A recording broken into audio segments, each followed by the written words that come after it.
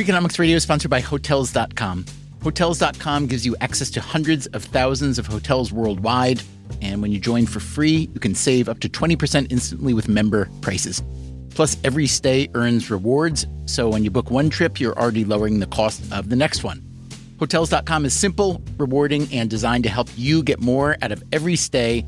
Sign up for free and book today. Hotels.com. It's all in the name. Freakonomics Radio is sponsored by Amica. You know what they say, if you want to go fast, go alone. If you want to go far, go together. So go with Amica and get coverage from a mutual insurer that's built for their customers, one that looks after what's important to you together. Auto, home, life, and more, coverage that fits your unique needs. Amica helps you protect what matters most. Visit amica.com and get a quote today.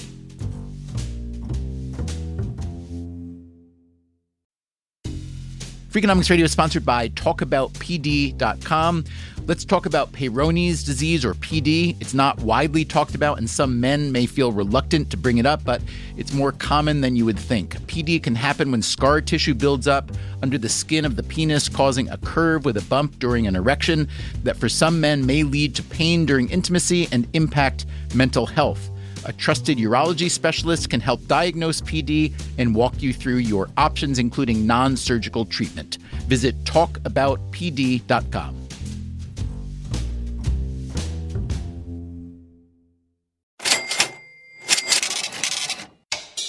What kind of questions do you think we're going to get here? You think they're going to be like life advice, stock advice, or more like, boxers or briefs kind of questions?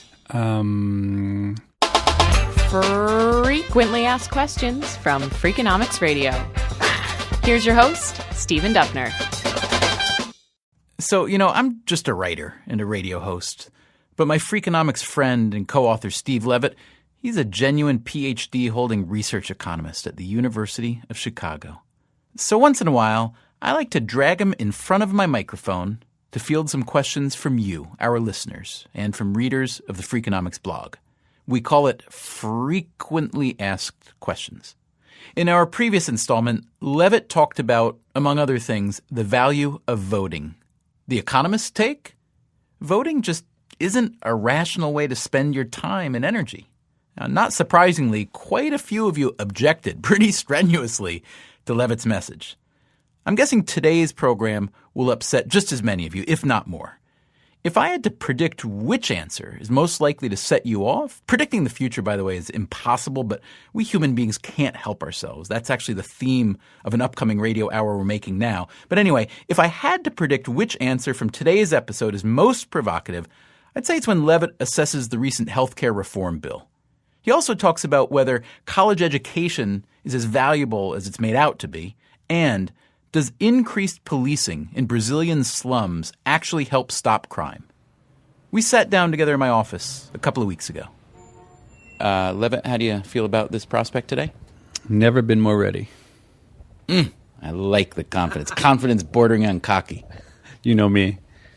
All right, we'll begin. Levitt, here's a question for you, something I've heard you talk about a lot. Interestingly, you've done some research on yourself on gains to education. So a reader named Jonathan Bennett asks, is college education no longer a factor or even a disadvantage when it comes to employment? Levitt, what say you? I think that never has anyone made a statement more false than Jonathan Bennett's statement that education would be no help or a disadvantage in the modern economy. So of all the topics that economists have studied, I would say one we are most certain about are the returns to education. And the numbers that people have come up with over and over are that every extra year of education you get will translate into an 8% increase in earnings over your lifetime. So someone who graduated from college would earn about 30% more on average than someone who only graduated from high school. And if anything, the returns to education have gotten larger over time. They're as big as they've ever been. And I think it makes sense that the returns to education now are higher than they've ever been because of how the economy has changed. It used to be that with a low education, you could get a good manufacturing job, lifetime employment. But now with the Chinese competition, for instance, almost all the manufacturing jobs are gone because there are Chinese workers willing to work who are able to do these jobs at wages that are, 1/5 or 1/10 of what an American worker would demand to do it. So I tell you, I was in a taxi cab a few days ago, and this is a story that really exemplifies how the economy is changing. Over the two-way radio, the dispatcher's voice comes, and he says, "Gentlemen, I'm looking for someone to pick up one extra shift on the night shift, a new taxi cab driver. If you know someone, they need to have experience, and I also need a college education." And I thought to myself, if you need a college education to drive a cab in this country, what job don't you need to have a college education for? Well, let me ask you this. How does an economist or anyone go about measuring so the gains to education that you talked about? When you talk about a relationship between an extra year of college or graduating from college and future income, how do you know that you're not just measuring the people who go to college are more motivated, smarter to start with, and how do you tease that out in the data? Yeah, that's a great question because so much of what we do in Freakonomics, super Freakonomics, is all about distinguishing correlation from causality. And what you worry about is that the people who would have earned money already are the ones who get more education. So the trick is finding what I would call an accidental experiment. So what you need is a way in which two seemingly identical people, because of some quirk of nature or fate, one ends up getting much more education than the other. So maybe the best example, though this is somewhat of an old one, comes from the Vietnam draft lottery. So back in Vietnam, men were entered into this draft lottery, and if you got a very low number, it meant you were likely to go to Vietnam. If you got a very high number, it meant you were safe. There was a way, however, to avoid service, which was to go to college. Okay? So what happened was the men who were unlucky and got bad draft numbers, many more of them went to college than did the people who got the high draft numbers. Now, they wouldn't have gone to college otherwise. They went only to avoid going to Vietnam. So what the economists have done is they've compared people who got kind of medium draft numbers. So they weren't sure if they'd be drafted or not, but in the end they ended up not being drafted. But many of those men still went to college. And they compared that group of people who were identical in principle to the people who were lucky and got really high draft numbers. And those high draft number people, they didn't have to go to college to avoid Vietnam, so many fewer went to college.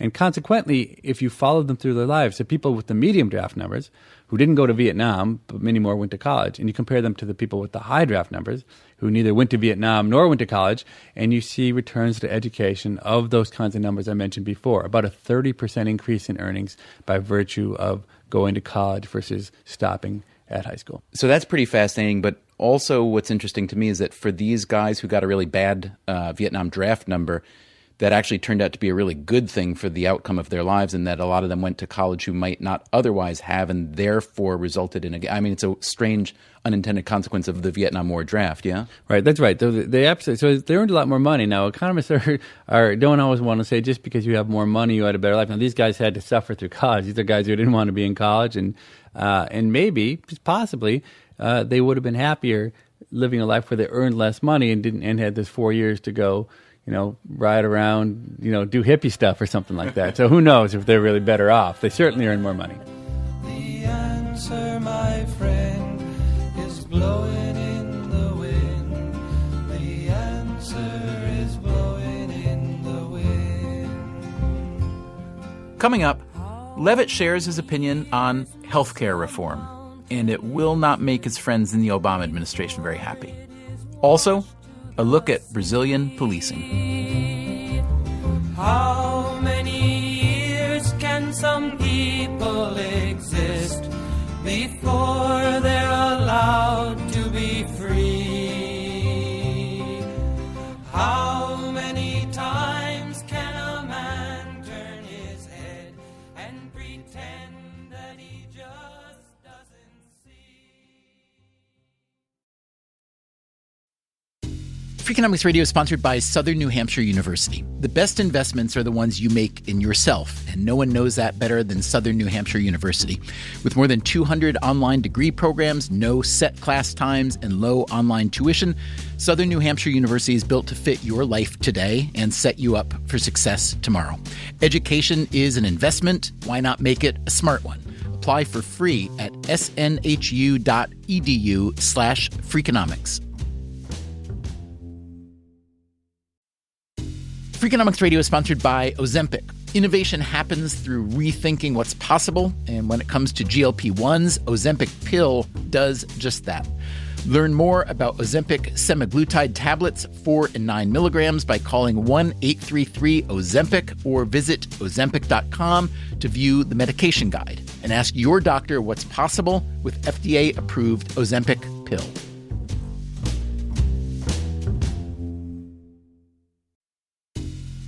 Freakonomics Radio is sponsored by Southern Company. The world and its energy needs are always changing. Southern Company's commitment to meeting this demand stays the same.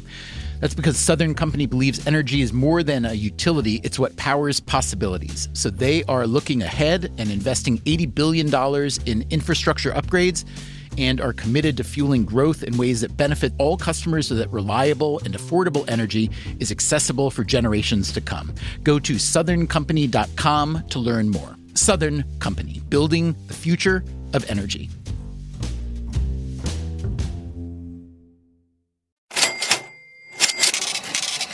From WNYC and APM, American Public Media, this is Freakonomics Radio. Here's your host, Stephen Dubner. Let me play another one here. Hi, my name is Tabby Lee. I'm from Denver, Colorado. I have a question for you. What do you think of the healthcare reform passed in 2010? Thank you. Well, my friends in the Obama administration aren't going to be very happy with me, but I don't think it solved any of the important problems that we're facing with healthcare. So virtually every economist will tell you that there were two things you needed to do to healthcare reform to materially improve the situation. The first was to break the link between the provision of healthcare and employment. And that is just an archaic element of our healthcare system, which really makes no sense. And yet, because of tax subsidies, it's the way that most people get their health care is through their employer. Okay? It shouldn't be. There's no good economic justification for it. And yet, if anything, I think this health care reform bill actually strengthened that link. So I think that's very disappointing to economists in that regard. Just explain why that's a bad idea. Yeah. So people say, why doesn't it make sense to have health care tied to employment? Well, I think you actually want to turn the question around and say, why in the world, if you were starting from scratch, would you link it to employment? I think there's no good reason. I mean, for one thing, many people don't work. And so you're left with the situation where there are people who work, who get health care through their employer, and there are people who don't work, and they don't have an employer. And so you have to have these dual systems. There's no intrinsic reason why your employer should provide your health care other than the fact that we started doing it a long time ago, and there are enormous tax subsidies to doing so. It leads to what's called job lock. It's difficult to change jobs, and it leads to circumstances where we have to have these overlapping systems which are inefficient. Why is your auto insurance not tied to your employer? I mean, no one in the right mind would say, well, my automobile insurance should be tied to my employer. Well, then why would my health care insurance be tied to my employer? It's just, there's no fundamental reason why it should be that way. And what does it do to employers to make them have to be the people who dish out healthcare? In other words, there are all these large firms that are supposed to be good at one thing, making software, making cars, whatever, but then also they need to devote an increasingly large share of their resources and their bandwidth to running an insurance program for their employees as well. Yeah, I think that's exactly right, that you would think that if you had firms whose specific jobs were to provide healthcare insurance, that they'd be better at it than having Frito-Lay or GM or whoever it is. I mean, they're good at making chips and they're good at making cars, but why should they be good at making healthcare? So that's one piece of why you didn't like the healthcare reform, because it did nothing to weaken the link between employment and healthcare. What's the other reason?